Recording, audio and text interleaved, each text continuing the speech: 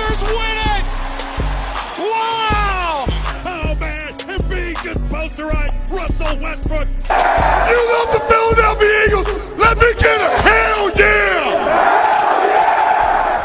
What's going on, guys? Welcome to Party on Broad. It is Dives, Mr. Crockpot on Twitter. Joining us today is Tyson Quibell. Follow him on Twitter at Quibell Tyson and check out his latest article at thepaintlines.com covering the top 100 NHL prospects. What's going on, Tyson?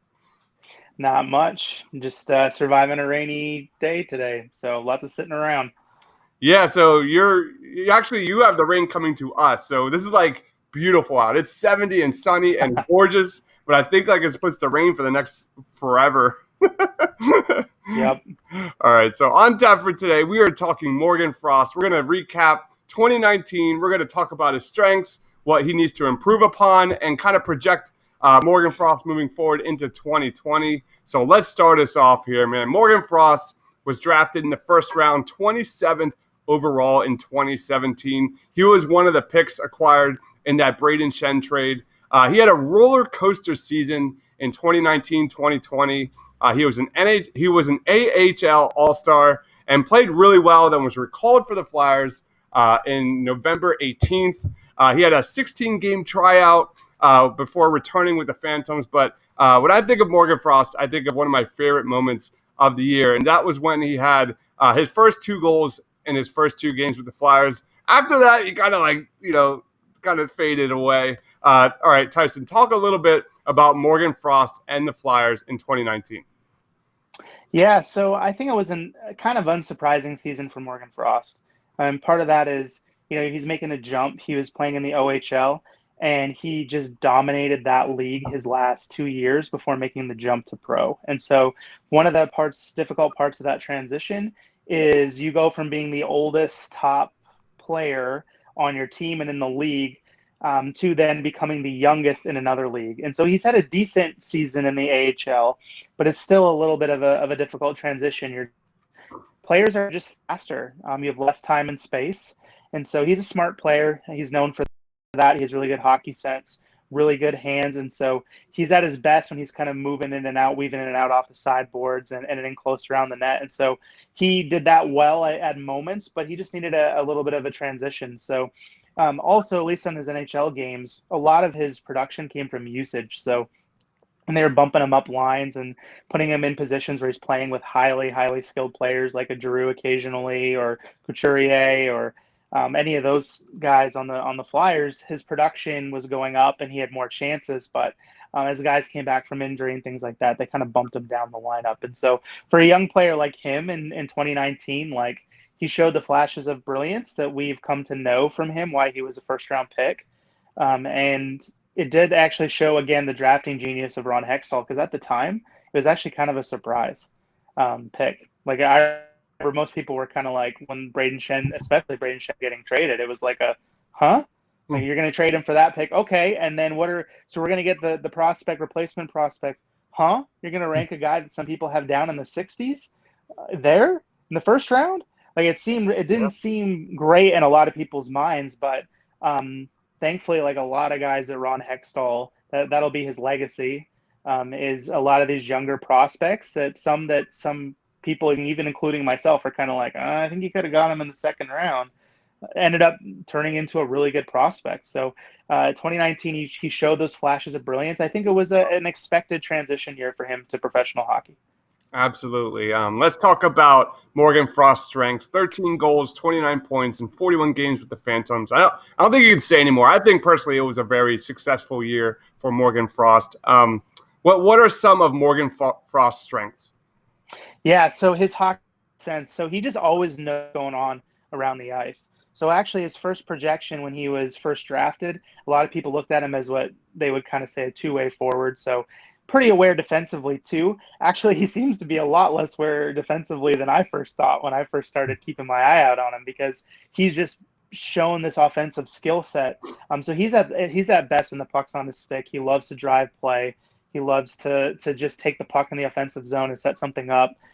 He has great edge work, so his skating, especially in close, like he can make defenders just look silly especially just kind of putting the puck between their skates here and there and making them think they can take his head off, and then using his edges to just quickly get out of high traffic areas. And he's got an excellent shot.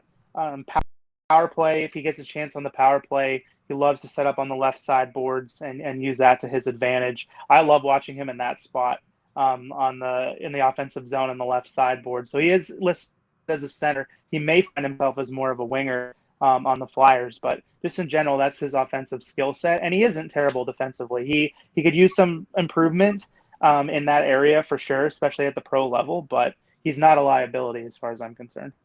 All right, let's move on to weaknesses. For me personally, I think it goes down to consistency for Morgan Frost. This dude came on like gangbusters in the NHL, but then really cooled off. He didn't have a single goal for 16 straight games before being sent down to Lehigh Valley. It's just a kid that needs to learn how to play professional hockey.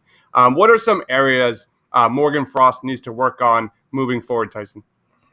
Yeah, I think one of the areas is similar to what you said, just overall consistency. And then also just learning what to do when the puck's not always constantly on his stick. Sometimes that's a hard transition between junior and pro, is that you take a player like him who one of his defensemen in junior would pass him the puck in his defensive zone, and he would sometimes carry it regularly all the way to the other net, like untouched. And so that's just almost a bad habit in that last year you can get into. Whereas NHL, you got two guys on you instantly, depending on the type of high pressure systems teams play. They're forcing it. And so what can happen is you have to be significantly more aware of your surroundings when you don't have the puck on your stick. And that's a harder skill to learn at the pro level. You have to learn how to use small spaces in a more efficient fashion. And so that's where he would disappear sometimes, where you just he wants the puck on his stick. And if he doesn't have it, there's moments when he's just like, okay, I got to get open. I got to figure this out. Oh no, now we're transitioning back. So it's just a harder transition. So I agree with you. I think it was a good year for him. I think he could definitely use a little bit more work on that. And I think too, one of the things that'll come with age as well, and the longer he does this, is just more strength. So at times he was physically overpowered, especially in the offensive zone, just from big players. And so not to say he was in bad shape. He's not. He's still only 20. So I think if just this offseason, especially if he goes real hard, when he starts hitting a level of physical maturity for himself, I think that won't be an issue at all. Awesome. And then let's talk about 2020, Morgan Frost projection, his outlook moving forward.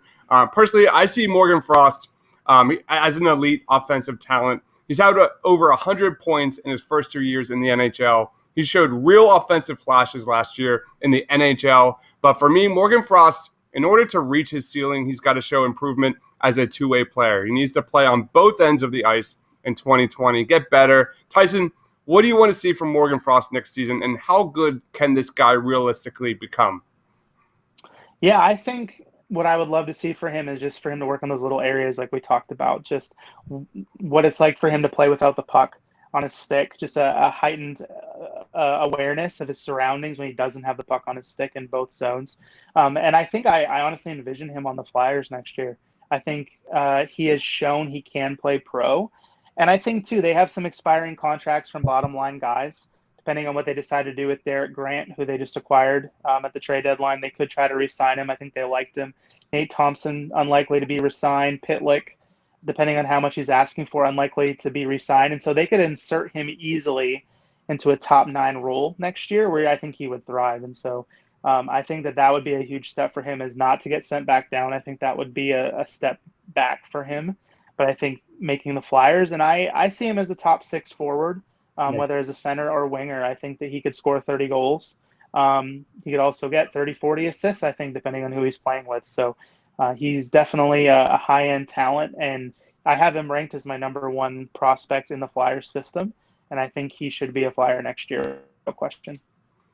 Just among many very exciting Flyers prospects moving forward. That is Morgan Frost. All right, that is Tyson Quibell. Make sure you follow Tyson on Twitter at QuibellTyson. Check out his latest article at thepainted.com on the top 100 NHL draft prospects. For Tyson, for myself, thanks for watching, guys. Stay awesome.